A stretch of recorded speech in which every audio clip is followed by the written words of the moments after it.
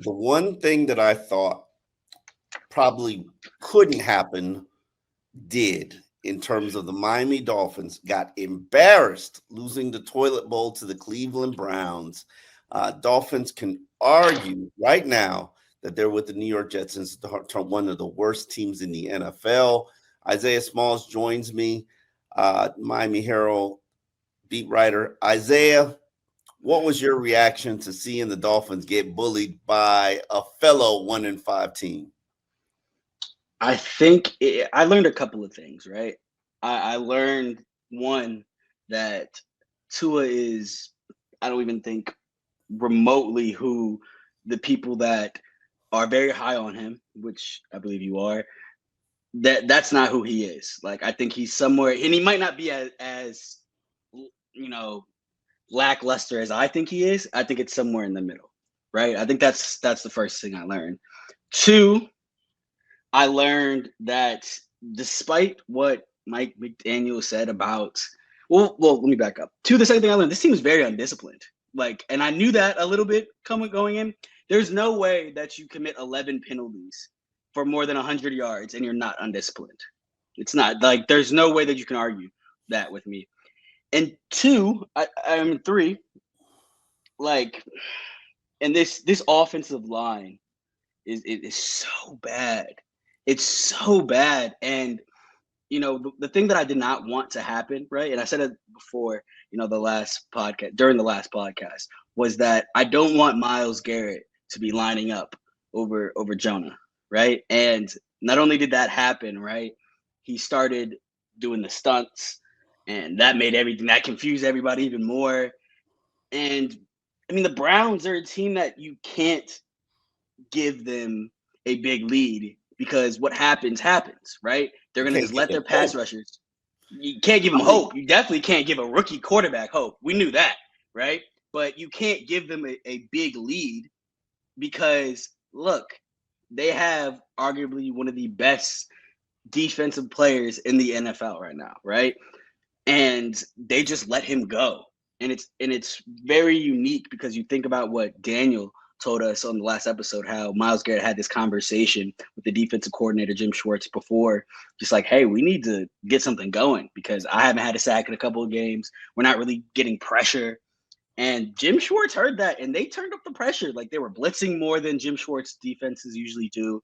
Once they built that lead and they kind of let their pass rushers kind of run rampant, like, that's when the creativity really showed. When you get those stunts that I talked about, it just was an overall embarrassing effort. The Dolphins, and I'm gonna amend what you said, they might be one of the worst teams. I think that they are the worst team in the NFL because they're not worse than the Jets. I hear you, but what was the improbable play that separated the game? It was a strip at the 1 yard line, right? I don't know what's going to happen the next time we play the Jets or next time the Dolphins play the Jets, but I can bet you two things are going to be true. It's going to be cold, and that team might be hungry for one of their first wins of the season if they don't get it already, right?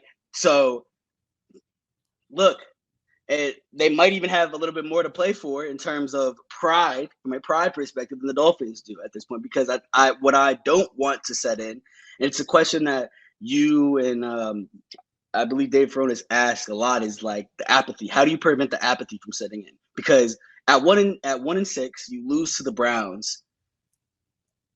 I don't see what the motivation is anymore, other than not putting bad tape out there, right? Like, I feel like that's everyone's motivation. We don't want to put bad tape out there, but how much of that is going to motivate you, considering you're at 1-6? We don't know what the future of the coaching is. We don't know what the future of the GM is. It's just there's a lot of uncertainty right now. You don't know what the future of the coach is? Look, I'm a beat reporter. I can make estimated guesses. I defer to you on definitive saying one thing or another. I just say that changes need to be made. Okay. Listen, they kept using one word consistently, and I believe they probably got it from Mike McDaniel. The word was embarrassing. Oh, yeah. They were embarrassed. And That's the only way you can explain what happened to them on that field. They were making errors in every possible facet of the game. Every possible way you could screw it up, they screwed it up. That looked like an undisciplined team. You're right. That looked like a team that had no fight in them. They don't. And that potentially looked like a team that has quit on their head coach. And it seems like they did. I wouldn't be surprised if owner Steve Ross made changes this week. Somebody's got to be whacked. But I also look at it from this standpoint. In 2019, the Dolphins tanked intentionally. In 2025, they're tanking organically. And mad organic. Shout out Larry June. Listen, maybe it was artificial in 2019. I mean, you traded away a lot of your players. And I know they traded away 2 Pro Bowlers this offseason, but they got one back, and then they signed Darren Waller, who suffered a pectoral injury, and hopefully his season isn't done. But we'll see later this week. But I when I say organically, they are tanking as Whole Foods kind of organically. And at this point, why do you want to win? What and why would you make changes at this point? And might as well let the captain go down with the ship. Yeah, if the coach has, we're playing young players. I mean, this is the one thing that I found very interesting after the game. Mike McDaniel got tough and was basically like, changes will be made. If you're asking, if you're trying to figure out who's a problem, it's probably you.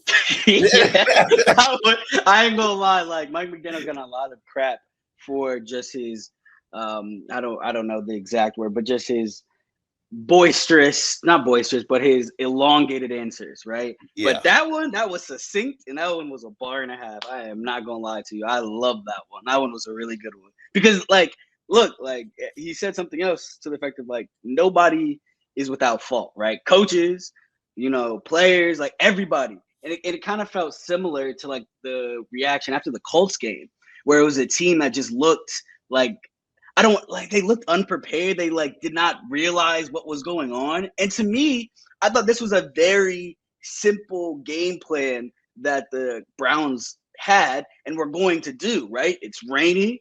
We have one of the better running backs from a per game yard average, right? Let's just hand the ball off to him and see what he can do, right? And so to me, I thought, okay, I know you guys have struggled stopping the run. I know it's been really, really difficult. I mean, did they ever get out of the 2 tight end set? They went to the goal line with 7 offensive linemen in the game. And said that was the most stunning thing that I've seen. Literally. Yeah. And this is think about it from this standpoint, Isaiah. One, defensive coordinators, they'll tell you, you can't stop the run, you can't do anything. Of course. This team cannot stop the run. They haven't made they have changed. They have made scheme changes. They made personnel changes. Nothing is working. It's not working. But every offense is looking at them and saying, let's just pound them. They pounded them. We could pound them. They had think about this. The Cleveland Browns went into the game with 7 offensive linemen, 2 tight ends. They threw everybody big on their offensive line and said, we just going to power drive it into the end zone. And it worked. Now, when they did the Wildcat, I was like, oh no, y'all disrespectful. Y'all know the Dolphins' history with this formation. Y'all just being mad disrespectful. I tweeted, I was like, man, it should be illegal for any team to run the Wildcat. I don't know if Dylan Gabriel was on the field. It's only the Wildcat. So then it was a direct snap to the quarterback. That's fair. Okay. It's not the Wildcat. Don't throw in his. I thought about that too. Then I was like, okay, what defines the Wildcat? The quarterback has to be on the field. The quarterback has to be on the field. Interesting. Okay. That's just a direct snap to a running back. He running the wing T over there. But at this point, the wing T could probably beat the Dolphins. Real rap. But here's another issue that I'm called a Tua an apologist. Tua had his worst game of the NFL. Tua said, "I don't look like the Tua of 2 years ago," and these are all things that are true. Yeah. Tua's arm looked weak in that game. It was a wet ball situation. We know Tua and wet balls, they don't go well together. Pause. But I was gonna power through. I wasn't gonna acknowledge it. We talking about listen. Keep going. Here's the point that I want to make. Tua trailing big, abandoning the run, not having play action, not having any kind of versatility to his offense, teams knowing he's got to pass, you in a bad situation. That's when multiple turnovers happen. And yes, Tua turned the ball over in bunches. But think about it from this standpoint. And Jalen Waddle, I believe, caught one pass. One. Your best receiver out there catches one pass. You double Jalen Waddle. So he's always got two people on him. Mm-hmm. You don't have Darren Waller, which you didn't have in the second half. Mm-hmm. Malik Washington, I believe, suffers a head injury, probably a concussion, because I saw them bringing him back into the locker room probably 15 minutes after the locker room was showered. People were showered by the time they brought him back into the locker room, and he looked a little wobbly. So Tua, you can't run. Waddle's doubled. Darren Waller's not available. Malik Washington's not available. I'm out there trying to beat you with D. Eskridge, Nick Westbrook-Akine, and Julian Hill, and Tanner Connor. And Devon Achane, which clearly teams are like paying extra attention to and lock it down, even though he had two very good runs in that game. What you gonna do with that? I mean, nothing. That's and then obviously the makeshift offensive line. I mean, it's an unfortunate situation that Tua finds himself in, right? But look, like, this is quite literally why you signed this contract, why they signed you to this contract, right? And I hate being the guy, and I hate to be the guy bringing up the numbers, all that stuff. But at the end of the day, they believed in you, right? They believe that you are the guy to lift this franchise to new heights. And so when you are paid that handsomely, you kind of got to figure it out, right? Like, this is when we're the situation that you described, like what are you supposed to do? Quite frankly, it's above my pay grade, to be honest, to answer that question. That is a question for Tua Tagovailoa, Mike McDaniel, and whoever else is going to be on that offense come Wednesday, right? Because obviously some changes are gonna be made. I don't know what changes you can make to make this any better, to be honest. Because like what are you gonna do? You gonna swap out the guards for the 15,000th time, right? That's not gonna work. Trade people. And that's the unfortunate situation that we find ourselves in, right? Like who's gonna be on the trading block? Who's gonna be fire sale?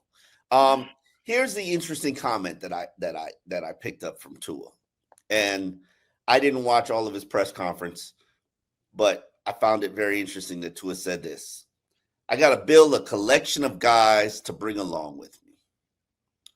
Decode that, Isaiah. Yeah, I thought that was very weird, because even if we back up a little bit before that, right, when he said that, it sounded like he was alluding to the fact that, like, he's having to manage people, right? Oh, yeah. And then also, right, like, learn the game plan for the week, right? Which to me, sounds like a shot. I think it's telling people what to do on the field, because people are lining up at the wrong spot, running the wrong routes. And understand, you got backups out there. It is what it is. We all know what his relationship with Nick Westbrook-Ikhine is. They have no relationship. It's D'Eskridge has the fumble on kickoff return. Yeah, it's unfortunate. It's unfortunate. He did make that big catch for Quinn Ewers, and we didn't even discuss the switch at the backup quarterback, number 2. I applaud you, Dolphins, because you finally did something smart, and you finally made a depth chart change, the one that would benefit you. How about you make a couple more? How about you make a couple more? But my question is, which depth chart changes are really gonna make this team better? Because it was built like the foundation of this team is flawed. Like they didn't. The investment into the offensive line was drafting a guy and then playing him out of position, or maybe not out of position, but playing him out of position that he'd never played before. In Jonas Savaiinaya, the investment in the offensive line. Well, 3 plays in, it's gone, right? And James Daniels, right? Like, what else can you do offensively that can put you in a better position? Is Taj Washington the savior? Does he need to be active in the game there now? Sorry, Taj. No offense. Clearly, a lot of these players aren't playing because they don't know what the hell they're doing. Now, Mike talked about changing the offense. Maybe he's got to simplify things now that a lot of these young players are playing, forced to play. It is a recipe for disaster, and one that, according to Jordan Brooks, makes it hard for you to go to work. I don't think you can explain it. I don't know, honestly. I don't know what happened with that. But obviously wasn't anything to be proud of. Embarrassing, everything. You guys put in so much work throughout the week game planning for this. Would you ever expect that you're sitting here with this record at this time in the season with this team? No. No, I couldn't expect it. How could you? Looking with the group of guys that you got, somehow the results have not been what we thought it would be. So times like this, when things come up on you like this, I think you got to tap into your faith. And that's what I'm going to do. Try to show up every day, be the same person, but this one hurts. There's going to be a lot swirling around this team at this point, from coaching questions to players. How do you guys get past that and move on for next week? Because we got to go to work regardless. And when you start off like this, it makes it harder to go to work, dealing with what you're dealing with. And so we know people have been saying stuff all year. I don't really care about all that. I just care about the group of guys that we're going to war with, that we can find a way to dig our way out of this hole. How do you keep this team's confidence level up? I think just people knowing who they are. I mean, okay, we're 1-6, but it's been several guys on this team that's been successful in this league before, made great plays before, right? Won big-time football games before, and we've been there before. Well, I think we all have tasted success in our lives. That's how we got here. And so, not forgetting who you are as a man, who you are as a football player, and showing up each day. And eventually, it's got to turn. And so, that's what we're working for. That's what we're praying for. That's what we're hoping for. Wait. He said something that I just want to actually interrogate real quick. That there's been guys on this team that have won at a high level. Okay. Who are those guys? I mean, you have Minka. Minka's obviously, with his time with the Steelers, right? Rasul Douglas has won a Super Bowl, right? With the Eagles. Has won. Matt Judon, he wasn't even active, which was a whole nother question that I had. That's a special teams issue. That you Quentin Bell, your special teams is weak. You got to strengthen it. Judon's doing nothing for you. Quentin Bell does special teams, helps you out there. I could see that. It makes sense to me. Okay. So we've named 3 players. So I mean, you're talking about NFL or college? Yeah, no, NFL. Yeah, I'm not NFL. Talking about college. I don't care about college right now. All right.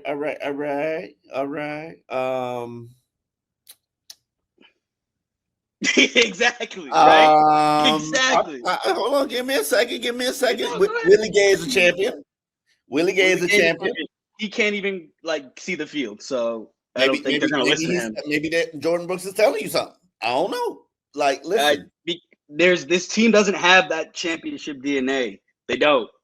I'm gonna just keeping it being with you. They don't. Like it's not there. I'm not arguing with you. Now that I want to give the defense. I kind of agree with you. I never thought about it. They don't. It's okay. And I think I want to give the defense credit because we gave them a lot of crap, right? For the second half performance, right? They allowed one touchdown after Tua interception basically got the ball, in the end zone, basically. Like it was one play, it was like within, obviously in the red zone, very short, I believe like 9-yard line they ran it in, right? Yeah. So like let's give them credit for clamping down in the second half. I mean, but first half, the penalties put them in bad situations. Yeah, the penalties put them, and the one penalty, and I know people are pissed, it's like, oh, the penalties, like they were, whatever, like they were against us. The one penalty that I actually am kind of confused about was the Jalen Phillips penalty and I think that needs to be looked at because if I'm coming off of that side, right, and it's a left-handed quarterback. What I see, he still has the ball. Yeah. His back is to me. And so, like, that's the only one that I'm, like, a little bit skeptical of. All the other ones, I can see why they were called. The ultimate rule is don't hurt the golden gooses. I hear you. The golden geese. But from Jalen Phillips' perspective, it looked like he had an open shot. And maybe Dylan Gabriel needs to not sell that fake that well. He sold it real well. He sold it obviously very, very well. But you also see the problem with blindsiding a quarterback who doesn't have the ball. So, oh no, I know. I if it happened to Tua, we'd be asking for a suspension. I understand why they called it. I understand why we'd be asking for the suspension because he got 6 years in the game, right? That's a rookie. I could care less, honestly. Oh yeah, I mean, he got the first play of the game. He got like thrown out of bounds. They were like, "Well, you're a rookie. What you want?" What you want, man? I don't know. I just think like, and I wrote this, in my takeaways piece. Like, this is very hard to be a Dolphins fan. Like, I don't. Like it's almost like it's like a humiliation kink or something right now because it's like, why are you like all right. Hold up. It's like it's crazy. It's like, why are you still watching this? I would have like you saw the tweet that I had this morning, right? Like I tweeted that out in jest where it's like the like I didn't think that like this was gonna be that bad. That was going to be the reality, yeah. Yeah, I did not think that was going to be the reality. Like, it was a joke. Like, ha, ha, ha. And then they got out 30-6 to the Browns? Yeah. Oh, my God. Here's the thing. We've known from the beginning leadership was weak.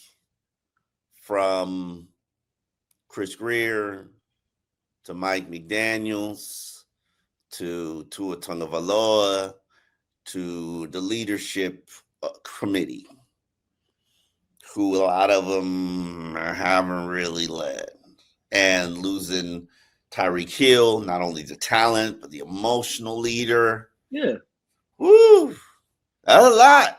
Yeah, and I heard former Oakland Raiders coach. He's a former linebacker, Antonio Pierce. Yeah, Antonio Pierce. Say something about leadership, and that's what was lacking, and it comes down from the owner on down.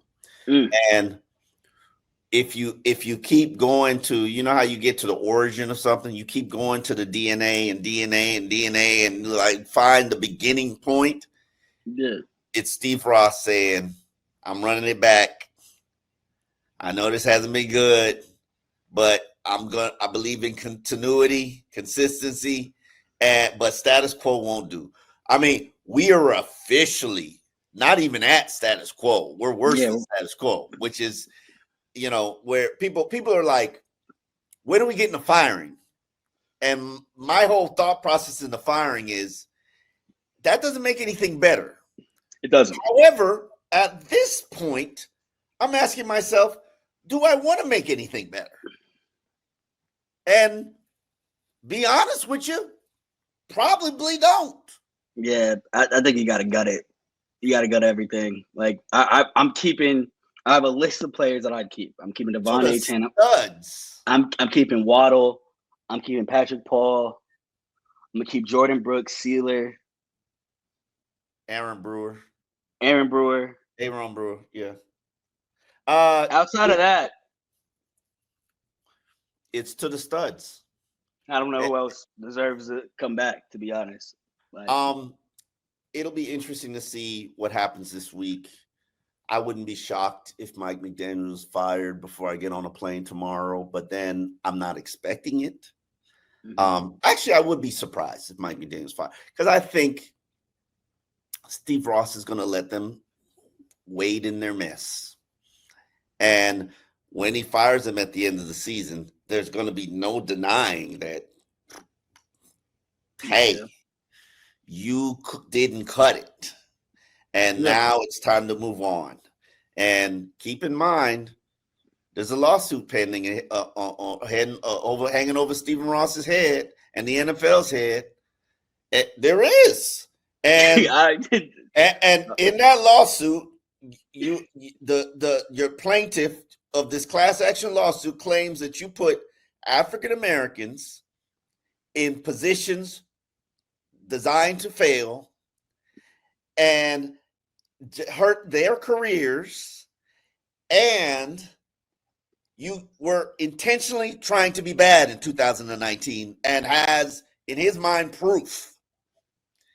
And the NFL has investigated that claim and said, he was joking.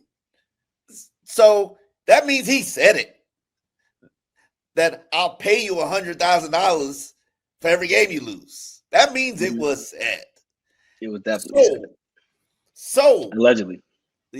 So with that hanging over your head and headed to a jury trial and a GM being African American and a head coach, no matter what you want to think he is, what he looks like, being an African American, last thing you want to do is pull the plug when you got this case hanging over your head. Hey, let them ride it out. And at the end of the season, you can't deny that a 5-win, 4-win, 3-win team needs a complete shakeup. So it'll be interesting to see how this plays out. You asked about changes. I can make changes at secondary.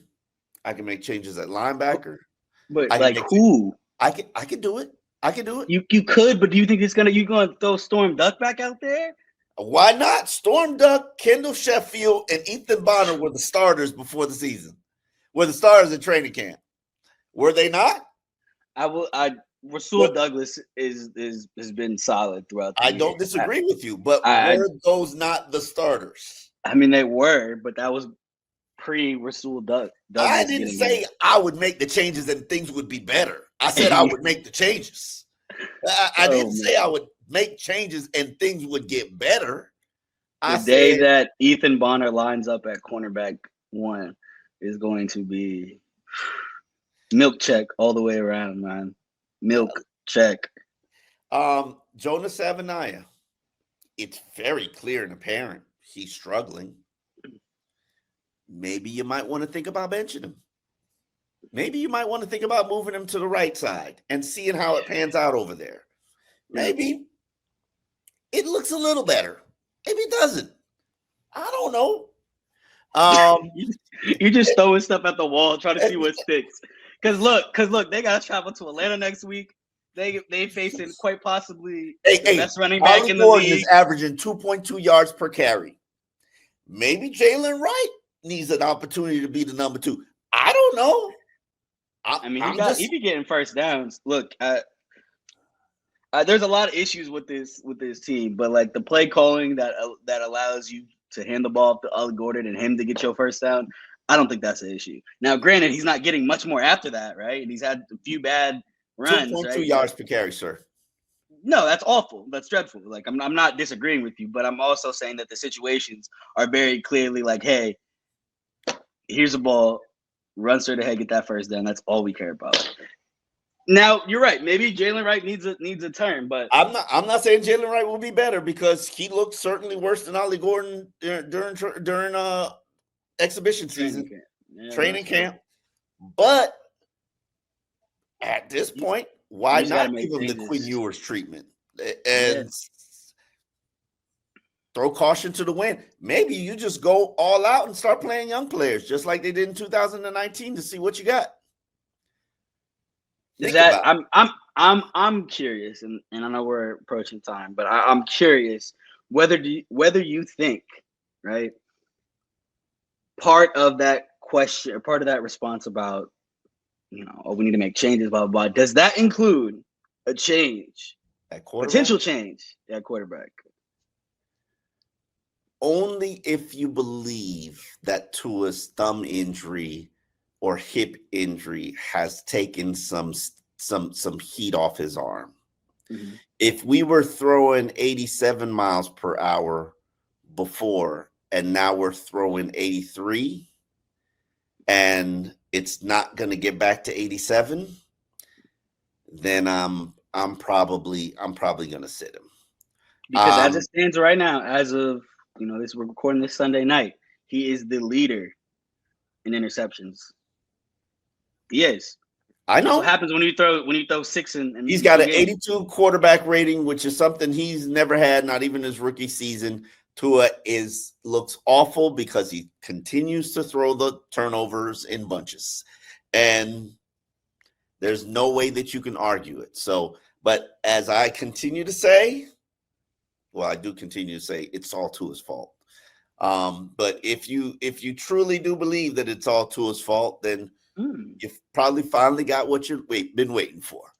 On that note, Dolphins in Depth, we will be back later this week as we continue to tell you whatever's going on in Dolphins land, because we don't know. We're going to make it up as we go.